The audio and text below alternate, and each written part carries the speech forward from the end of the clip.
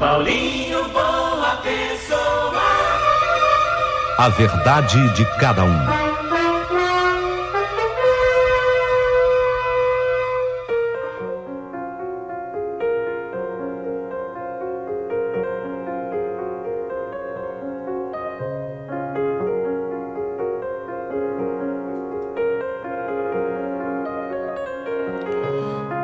Então, meu querido amigo Paulinho Boa Pessoa, o meu nome é Isaías. Eu sou o mais velho de 3 filhos. Eu sou aquele que nasceu primeiro, o primogênito. Se isso é bom, vocês saberão ao longo da minha história.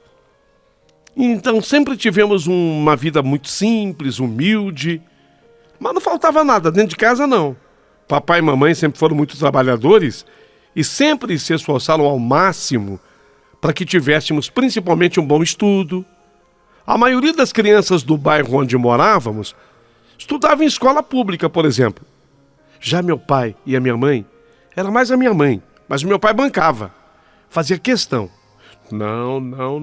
Eu dizia a mamãe, né? Eu estudei em colégio assim particular, colégio de padres, e eu faço questão que meus filhos tenham a mesma educação.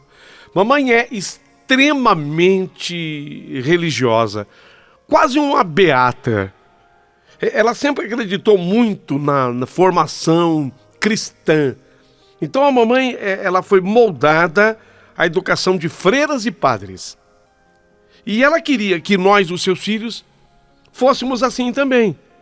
Então a mamãe falava para o papai: faço questão que meus filhos estudem em colégio particular, tal qual eu também estudei a minha vida inteirinha. Eu não quero ir em escolas públicas os meus filhos, não. Eu quero que eles tenham o melhor. Você vê que coisa? Isso partia da mamãe numa exigência com o papai. E o papai acabava cedendo. Ele tinha essa condição.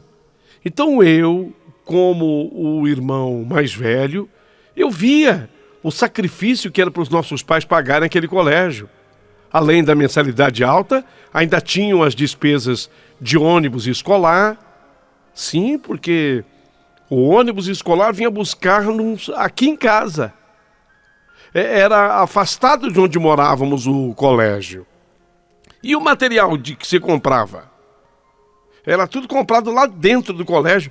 Tinha um preço diferenciado, também mais caro. Não era qualquer coisa que você comprava em qualquer papelaria, não. O colégio falava: não, tem que comprar o material aqui. Os livros didáticos já são escolhidos, o material está todo certinho aqui. Então havia essa exigência. E até os nossos lanches, eles eram pagos mensalmente lá no colégio. Eu estou descrevendo tudo isso para que vocês possam compreender e entender o sacrifício do papai e da mamãe pelos 3. Então eu, sabedor de tudo isso, eu não deixava por menos. Eu tinha essa consciência e eu estudava muito para sempre tirar as melhores notas e fazer que tudo aquilo valesse a pena, que papai e mamãe tivessem motivo de orgulho. E como irmão mais velho, eu sempre tentava aconselhar tanto o Pedro como a menina, a Esther, meus outros 2 irmãos, que eles fizessem a mesma coisa. Ô Pedro, capricha aí, pô. Papai e a mamãe se dedicam tanto. Ô Esther, você é menina, você tá na hora de se organizar melhor. Ó, como é que tá o teu material, Esther? Esse teu caderno tá dando vontade de jogar fora. Olha o livro. Cuida com carinho, vai, Esther. Meus outros 2 irmãos, eles procuravam, então, me atender. Mas eles não tinham. Procuravam me atender, mas eles não tinham o mesmo desempenho que o meu nos estudos, não. E chegaram, inclusive... Caramba, como é que a gente vai falar isso pro papai, Esther? Você repetiu? E não tem jeito de recuperar? Comigo eles se abriam. A Esther repetiu. Mas o Pedro também. Pedro, vai ser uma cacetada pro pai e pra mãe. Como é que você conseguiu repetir, cara? Você só faz isso. Ah, não é possível. Vocês estão entendendo como é que eu era o mais velho dessa turminha aí? Me sentia líder, mas eu tinha a cabeça mais no lugar. Com isso, sem perceber, os meus pais acabaram despertando o ciúme dos dois, porque os meus pais viviam a me elogiar, usando inclusive expressões desse tipo. Vocês dois, estou reproduzindo uma fala da mamãe, tá? Estou reproduzindo aqui uma fala da mamãe. Pedro e Esther, venham cá. Olha, vocês dois deveriam ter vergonha na cara de tirar as notas que vocês tiram. Por que vocês não fazem como Isaías faz? Simples, basta que vocês estudem, se dediquem, porque se não fizerem isso, não serão ninguém na vida, e nem desculpa com o nome vocês têm. Isaías, eu escolhi um nome bíblico para o teu irmão. Mas você também, Pedro, o tem. Você também, Esther, o tem. Por favor, está na hora de vocês olharem para o grande exemplo que vocês têm. Não é na rua, é dentro de casa. Olhem para o Isaías. As notas dele. Vem cá. Olha esse boletim aqui. Dá gosto, dá prazer, dá orgulho para qualquer mãe, para qualquer pai. Sabe o que eu digo? O Isaías, esse vai ser gente. Esse vai ser gente. Gente que eu digo, vai ser um homem de bem, um homem bem formado. Daqui a pouquinho, à frente do nome dele vai ter DR. O que significa DR? Vai ver que nem sabem. Do jeito que vocês não estudam, nem sabem. DR à frente do nome significa doutor. Ele será chamado Doutor Isaías. Doutor Isaías. E você, Pedro? E você, Esther? Vocês não vão ser ninguém. Vocês não vão dar nada na vida. É isso. Fui dura? Fui. Mas vocês não vão ser nada na vida. O Isaías, sim. O Isaías é um filho que eu pedi para Deus, sabe? Mas vocês só me decepcionam. Vocês são a minha vergonha. Ô Paulinho, eu não recomendo esse discurso para ninguém, para nenhum pai, para nenhuma mãe. Esse tipo de comparação não faz bem a nenhum dos filhos. E muito menos para o elogiado. Se não faz bem para os criticados, para o elogiado é pior. Porque foi a partir daí que meus problemas com os meus irmãos começaram para valer. Os dois estavam sempre de cara virada para mim, porque me achavam um filho, o queridinho do papai, o queridinho da mamãe, o Isaías, aquele que vai ter DR antes do nome, né? DR, e nós, como a mamãe fala, um N de navio imenso, de ninguém. Seremos ninguém, e ele DR, né? Você, Isaías, DR antes do nome, e nós um N de ninguém. É assim que fala a mamãe. Eles se revoltaram contra mim. O discurso da mamãe, embora fosse bem intencionado, ele não atingiu o objetivo dele, e pelo contrário, ele vai causando uma revolta entre os meus irmãos com relação à minha pessoa. E isso vai piorando na medida em que o tempo vai passando. E mesmo com todas essas duras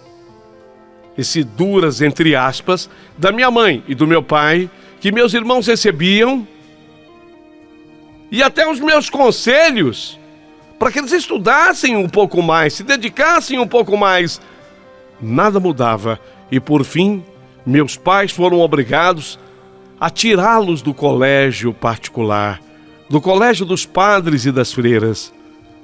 Porque o colégio tem esse detalhe, não bastava pagar. Não!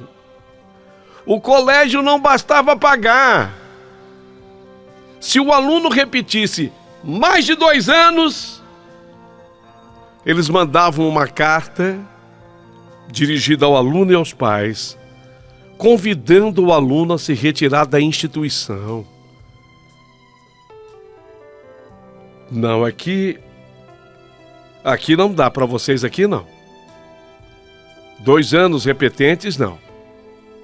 Foi exatamente isso que aconteceu, tanto com a Esther, quanto também com meu irmão Pedro. Repetiram 2 anos. E foram, por que não? Tudo bem que a carta vinha com outras palavras, era uma carta educada, convidando-os a se retirarem da instituição, porque eles não tinham habilidades para seguir o ritmo letivo da escola. Sim, era com palavras rebuscadas, assim, diferentes, mas no fundo eles foram expulsos. Não havia outra coisa que eu pudesse dizer que não fosse isso. Foram expulsos do colégio. E aí, Esther e Pedro acabaram sendo matriculados numa escola pública, municipal, uma escola da prefeitura do lugar que nós morávamos. Mas eles quiseram. Ou não? Eles cavaram. Eu continuei no colégio particular. Eu continuei lá, eu não tinha repetido nenhum ano. Eu era o chamado aluno exemplar. E foi aí, quando eles caíram nessa escola da prefeitura, foi aí que os dois desandaram de vez nos estudos. Aí, Pedro e Esther cabulavam as aulas. Não estavam nem aí com nada. E pouco antes de terminarem a 8ª série, acabaram abandonando a escola. Eu não acreditei quando isso aconteceu. Aquilo foi uma tristeza muito grande para os meus pais. Eu falei! Antes do nome da Esther vai ter um N de navio imenso. Antes do nome do Pedro, um N de navio imenso de ninguém. E antes do nome do Isaías, meu filho, vai ter um DR de doutor. Você acha que uma mãe quer isso? Uma mãe não quer isso, mas uma mãe é obrigada a reconhecer que isso está prestes a acontecer. N na frente dos nomes de vocês e DR na frente do seu nome, meu filho Isaías. Olha, aquilo foi uma tristeza. Uma tristeza muito grande para o papai, para a mamãe, porque a mamãe disse isso como forma de desabafo e com lágrimas nos olhos. Para mim também, eu não conseguia entender o porquê deles terem largado os estudos. E foi pouco tempo depois dessa época tão triste para os meus pais que eu acabei dando uma grande alegria para eles. Porque eu havia completado já o meu 3º colegial e agora prestaria vestibular e faria a minha tão sonhada faculdade. Meus pais ficaram tão felizes que resolveram inclusive fazer uma festa para mim e me deram de presente uma viagem a Porto Seguro. Seria uma viagem maravilhosa a Porto Seguro. Acontece que tanto a festa como a viagem deixaram meus irmãos furiosos. E para se ter uma ideia de como eles estavam com ciúme, eles me deram parabéns por eu ter me formado. Assim, parabéns. Com raiva. Era melhor nem terem dado. Aliás, eu acho que nem deram. Foram forçados. Parabéns. Ficaram na festinha que meus pais prepararam? Que nada. Mas não ficaram 5 minutos. Os dois estavam combinados. De nada disso eles participaram. Logo depois disso, meus pais começaram a pegar firme, tanto com Pedro quanto com a Esther. Porque se eles não quisessem mais estudar, muito bem que não estudassem então. Mas agora teriam que trabalhar para ajudar dentro de casa. Pensando o quê? Pensando o quê? Aqui em casa não há lugar. Expressão da minha mãe. Aqui em casa não há lugar para vagabundo, não. Já que não estuda, então trabalha. Vagabundo aqui eu não quero. Vagabundo aqui dentro de casa, não. Meus pais, lógico, não queriam que eles ficassem o dia inteiro na rua sem fazer nada. Até mesmo porque já estavam fazendo amizade com gente que não prestava, lógico que estavam. Eu prestei o vestibular, eu consegui passar, e ainda por cima eu consegui uma bolsa de estudos parcial numa grande faculdade. Pedro e Esther arrumaram lá os seus empregos, alguns, mas não conseguiam parar em nenhum. Assim como na escola, eles também não conseguiam desempenhar bem o papel deles no trabalho. Ah, o patrão é chato, o chefe me deu uma bronca, eu não gosto da fulana. Ciclano tá fazendo fofoca a meu respeito. Ah, vou sair de lá, mãe. Vou sair de lá. Tem que trabalhar de sábado de tarde. Ah, não vou, não. Não tem emprego que tem que trabalhar sábado de tarde, mãe. E as brigas eram essas. A situação em casa foi ficando cada vez mais complicada entre mim e meus irmãos. Porque agora eu estava na faculdade e meus pais orgulhosos de mim. Meus irmãos praticamente não falavam comigo. Eu estava cursando administração com a bolsa parcial. E para não ter que fazer os meus pais pagarem o restante da faculdade, eu acabei também arrumando um lugar para trabalhar. Era um emprego tipo estágio, numa rede de lojas de material para construção. Eu estava muito contente, eu estava muito feliz, pois eu sabia que as coisas em casa eram apertadas. Meus pais nunca foram ricos. Aquilo tudo de colégio particular era sacrifício do papai e exigência da mamãe. Se fosse mesmo assim pela possibilidade da família, todos estaríamos em escola pública, todos. Meus irmãos, apesar de trabalharem uma hora aqui, outra hora ali, não ajudavam em casa, não. Tudo que eles ganhavam, eles gastavam com eles próprios. Agora, trabalhando nessa grande rede de material para construção, eu consegui pagar a metade da faculdade, porque a outra metade era bolsa. E ainda assim, sobrava um pouquinho ainda. E com esse pouquinho, eu tentava ajudar lá em casa. E meu dia a dia passou a ser muito puxado. Eu saía de casa às 5 horas da manhã para ir para o trabalho, eu entrava às 8. Eu tinha uma hora de almoço, saía às 15. Acontece que não dava para eu voltar para casa para depois ir para a faculdade. Então, eu saía do meu emprego e já ia direto para a faculdade. Como eu chegava lá muito cedo, eu aproveitava, ficava na biblioteca estudando. Era assim o meu tempo. Eu procurava aproveitá-lo da melhor maneira possível. Assistia às aulas e depois eu só conseguia chegar em casa por volta de meia-noite, meia-noite e meia. Vendo então todo esse meu sacrifício, meus pais resolveram fazer uma surpresa para mim. E numa tarde de sábado, assim que eu cheguei em casa, eu mal conseguia acreditar no que eu estava vendo. Na garagem da minha casa, uma moto? Mas de quem é? Mentira! Jura, pai? Minha? O senhor tem certeza? Pai, que legal! Novinha! Tá até com laço de presente, mãe! Que presente! É o que eu sempre sonhei. Zerinho, o modelo que eu queria. Uma moto, do jeito que eu sonhei. Palavra do meu pai. Por um filho ajuizado como você, vale a pena um presente assim. Palavra da minha mãe. Filho, você merece. Não é para qualquer filho que uma mãe é capaz de dar um veículo desse. Mas pelo juízo e pela cabeça que você tem, a mãe tem certeza que você vai curtir o seu veículo da melhor maneira possível.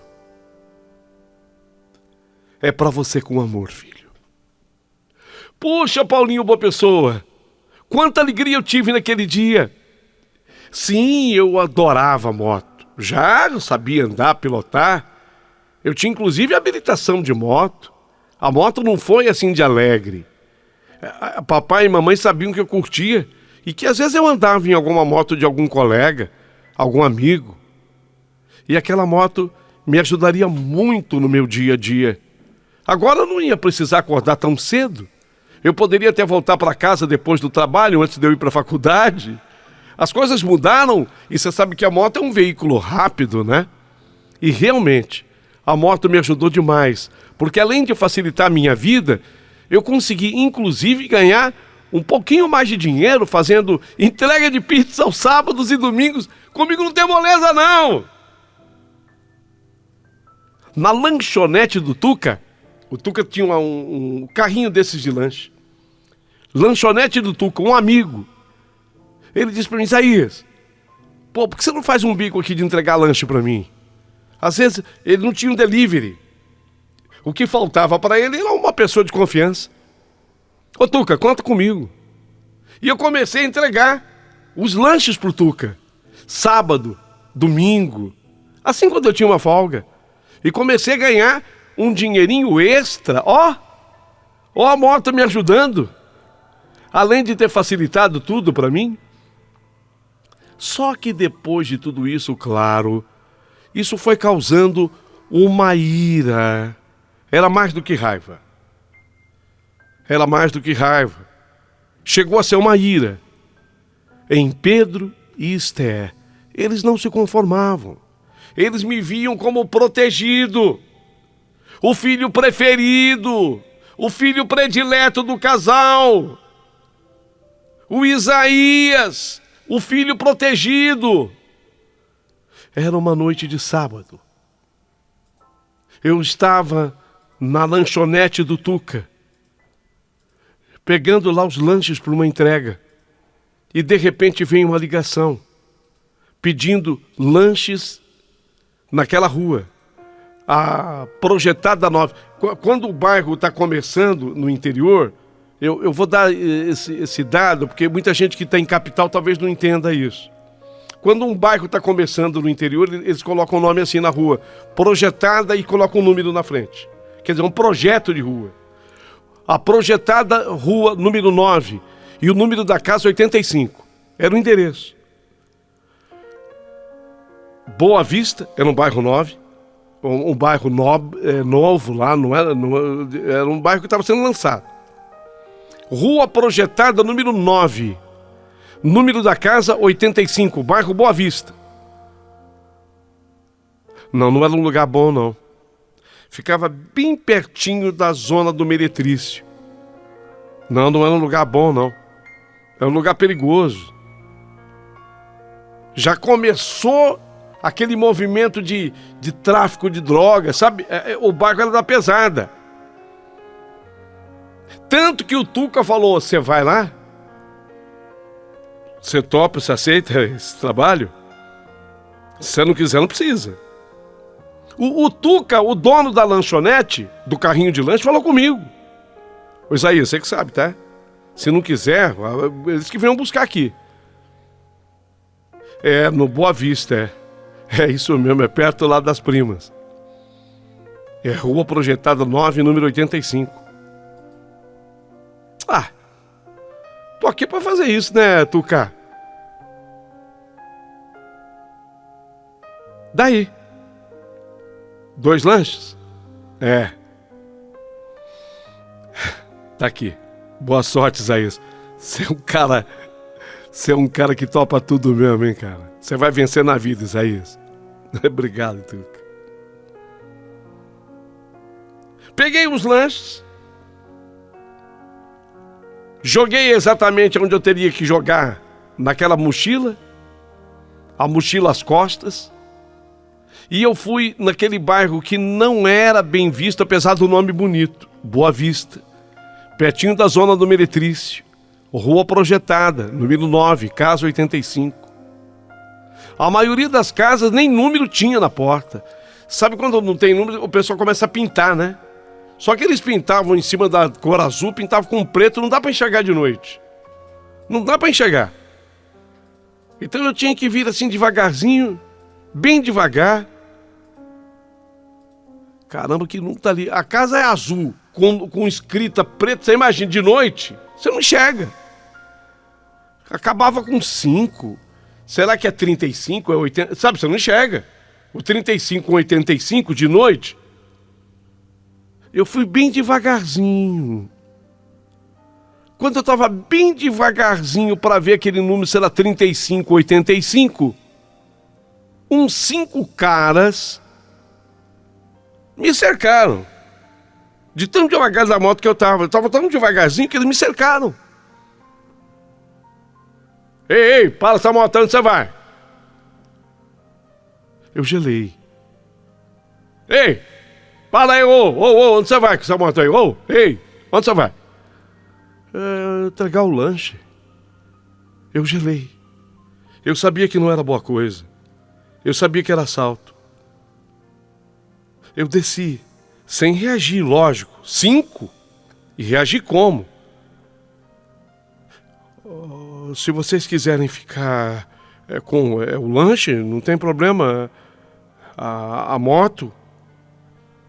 Só me deixa embora, por favor. Só me lembro que eles começaram a gargalhar. Começaram a debochar. E muito de mim. Tá com cara de cagão, é? Olha a cara dele. Medroso, cara, hein? E aí veio a primeira paulada. Todos eles estavam com um pedaço de pau. E começaram a me agredir sem nenhuma dó. Me lembro que a terceira paulada foi na minha cabeça. E que aos poucos tudo escureceu. Não ouvia mais nada. Não vi mais nada. Apaguei. Eu caí sem nenhum sentido mais. Só fui acordar, presta atenção, só fui acordar desta agressão 22 dias depois, 22 dias depois daquela trágica noite. E quando eu abri meus olhos, vi minha mãe ao meu lado, segurando a minha mão. A minha mãe estava do meu lado, segurando a minha mão. Ela chorava muito. Mas ao tempo em que chorava, parecia estar feliz. Que bom, filho. Que bom que você acordou. Que bom que você acordou.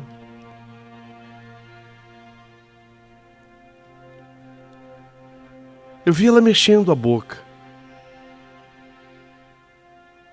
A leitura labial foi que me fez entender. Porque escutar, eu não escutei nada. Tanto que ela repetia. Que bom que você acordou. Eu lia nos lábios, mas não ouvia. Em seguida eu vi médicos, enfermeiros, entrando no quarto. Todos sorriam. Porém eu ainda não estava entendendo o que estava acontecendo. Só mesmo depois de 3 dias que eu tinha saído do coma, a minha audição e a minha fala foram voltando lentamente. E só aí me dei conta do que tinha acontecido comigo. Aquela surra que eu levei, aquela surra que me deram, tinha me deixado paralisado para sempre, do pescoço para baixo. E quando os meus pais me deram essa notícia, é claro que eu fiquei muito chocado. Mas eu não quis demonstrar isso para eles. E falei: vamos encarar. Vamos encarar, mãe. Eu vou encarar, pai. Tô vivo, né? Vamos encarar, eu tô vivo. Eu ainda estava no hospital internado quando eu perguntei dos meus irmãos. E o Pedro? Esther? E talvez aí é que eu tive a pior notícia. Mas pior do que aquela? Sim. a pior notícia da minha vida. Eles não vieram aqui me ver ainda, mãe. Eu não vi ainda nem a Esther e nem o Pedro. Filho, os seus irmãos estão presos. Quê? Presos? Não. Mas o que eles fizeram, mãe? Pai, o que foi dessa vez? A polícia investigou, Isaías, e conseguiu prender os agressores que confessaram terem sido contratados, tanto pelo Pedro como pela Esther, para que lhe dessem aquela surra. E colocaram, inclusive, fogo na moto que você havia ganhado. Meus irmãos. Sim. Eles fizeram isso. Estão presos. Olha, eu vou dizer uma coisa para vocês, assim, com toda a franqueza que há em mim. Eu jamais poderia supor, nem tampouco imaginar, que aqueles ciúmes que eles tinham da minha pessoa chegassem a esse ponto, gente. Eu poderia ter sido morto. Eu poderia ter morrido naquele ataque. Me deram paulada assim a valer. Não bateram com a mão. Não foram tapas, pontapés, nem soco. Foi paulada. Eu jamais imaginaria que eles fossem capazes de chegar a esse ponto. Com muito sacrifício, eu hoje até consigo entender. E digo de coração que eu perdoei os dois pelo crime que eles cometeram. Isaías, nós pedimos para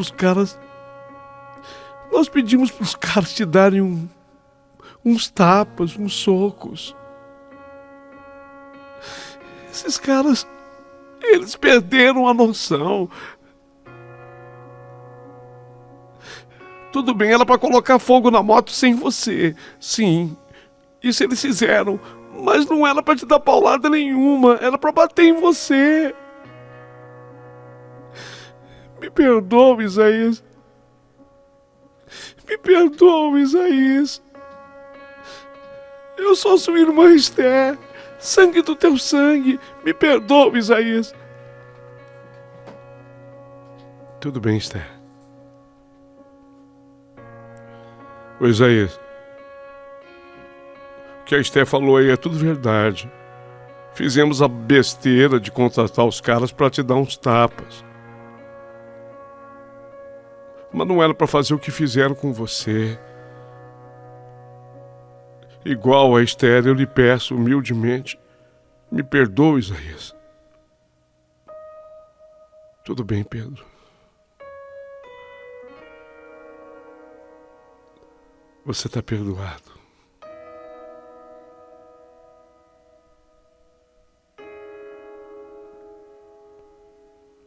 Eu nunca fiz nada para competir com eles.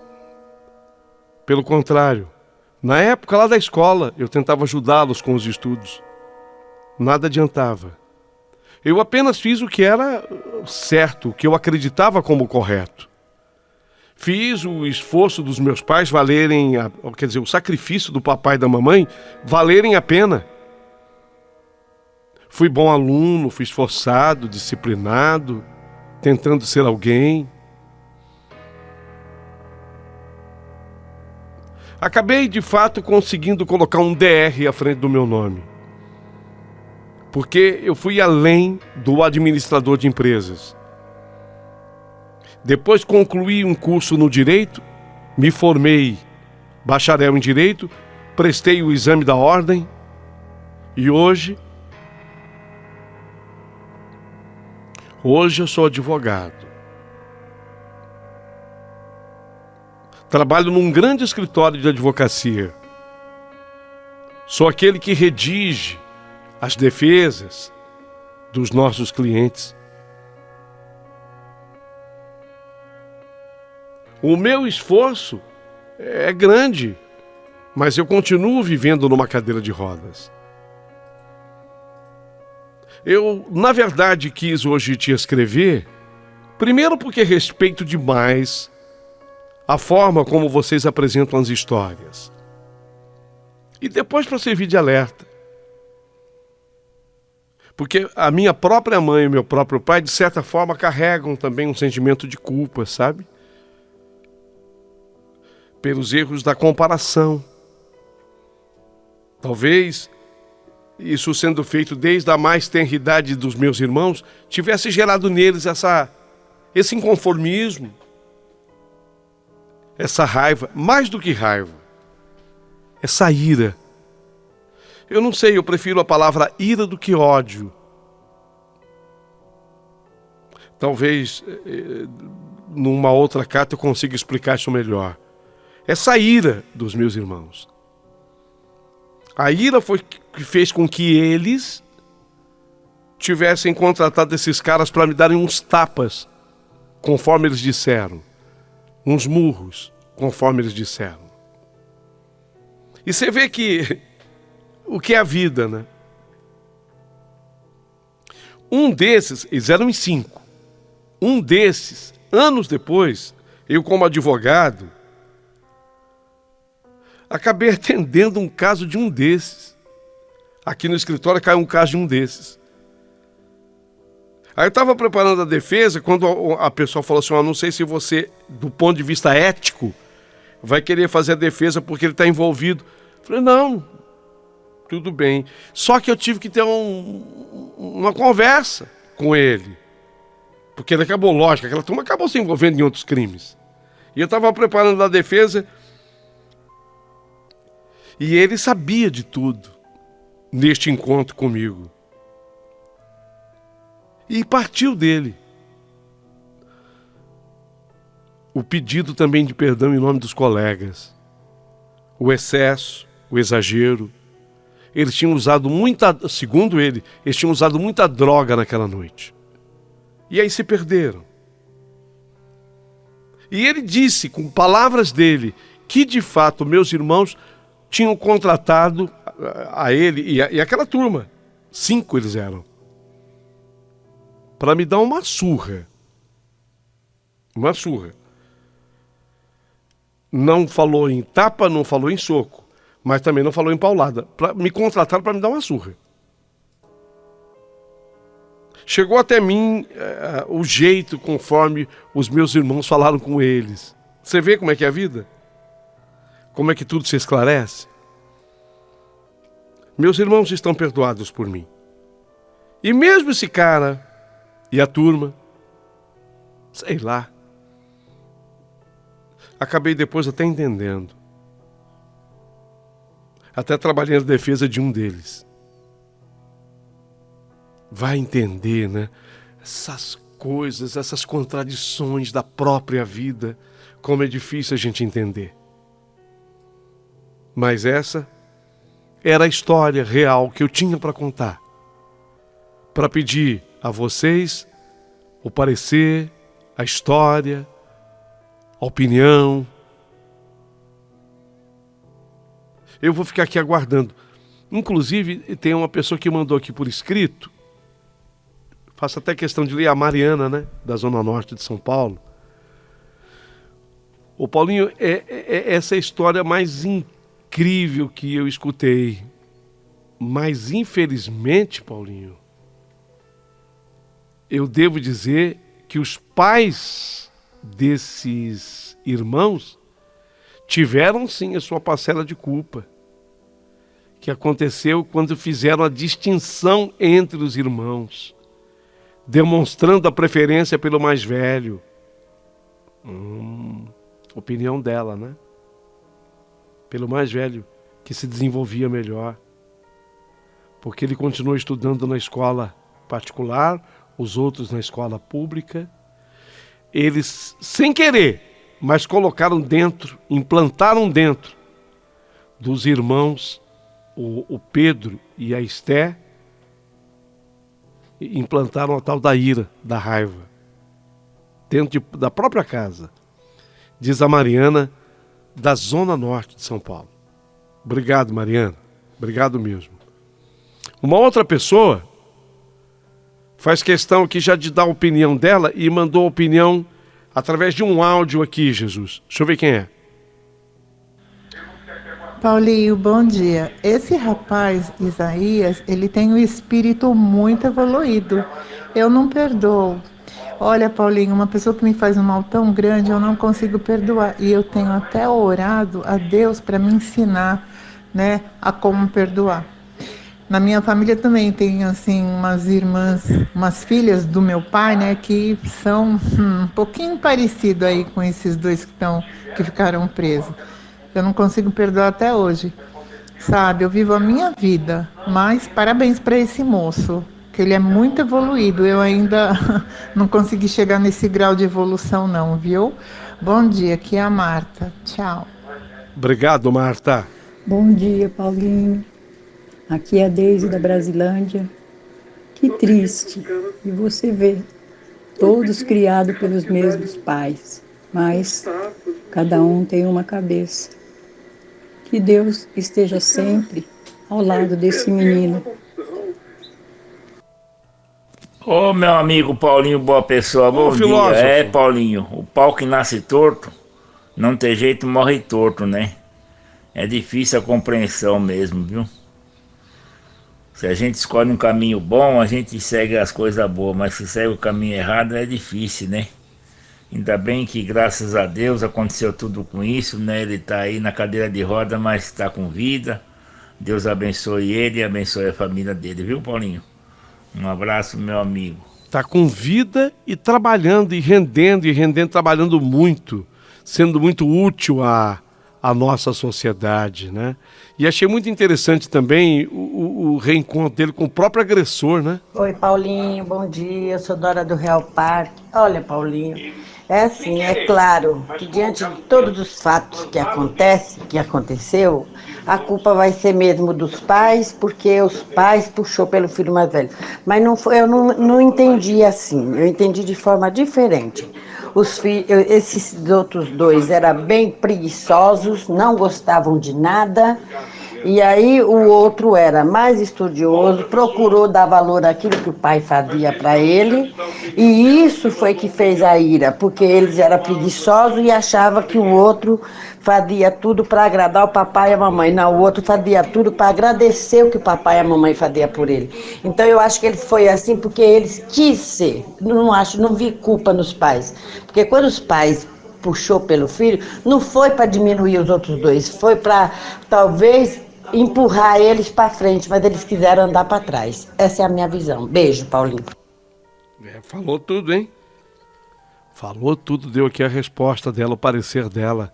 E você, por favor, mande também a tua opinião a partir de agora, que será muito importante. Oi, Paulinho. Bom dia, Paulinho. Paulinho, é verdade. O perdão é meio difícil para se dar quando ele é bem machucado, o coração. Mas o que eu quero dizer é que o perdão ele fez bem, porque por mais seja difícil, o perdão é pra gente, não é pro outro. Porque cada um de nós, Paulinho, paga pelos nossos erros, entendeu? E tem Deus para julgar cada um de nós. Se nós endurecer o coração e não perdoar, fica pior no futuro. Sou Laurinda de Guarulhos, um beijo no seu coração. Obrigado, Laurinda. E por favor, abaixo do vídeo, deixa o teu parecer, a tua opinião, muito importante para essa história.